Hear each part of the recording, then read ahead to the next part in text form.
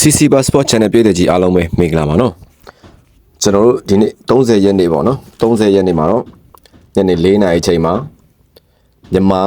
ယူဆခွန်အသင်းနဲ့စီးရီးယားအသင်းတို့ရဲ့ရှင်ပြိုင်မဲ့ပွဲလေးရရှိနေပါတယ်ပေါ့နော်ဒီပွဲလေးကိုကျွန်တော်တားရဲ့အားပေးလို့ရတဲ့နည်းလေးတွေကိုပြပြပေးခြင်းပါတယ်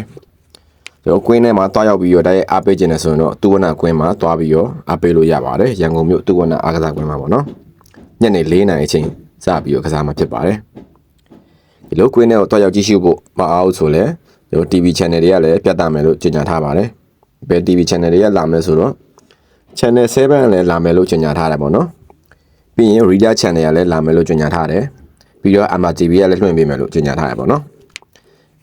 online software နဲ့ကြည့်ကျင်နေဆိုရင်တော့ပြုံး play software ကနေလည်းကြည့်လို့ရမယ်ပြီးတော့ပြုံး play ရဲ့ YouTube ပေါ့နော်ပြုံး play YouTube ကလည်းတွားရောက်ပြီးတော့ကြည့်ရှုလို့ရမှာပေါ့နော် online မှာကြည့်မယ်ဆိုရင်တော့ YouTube ကနေတွားပြီးတော့ကြည့်လို့ရတယ်ဒီနေ့မြန်မာသင်းဝစ်စင်မဲ့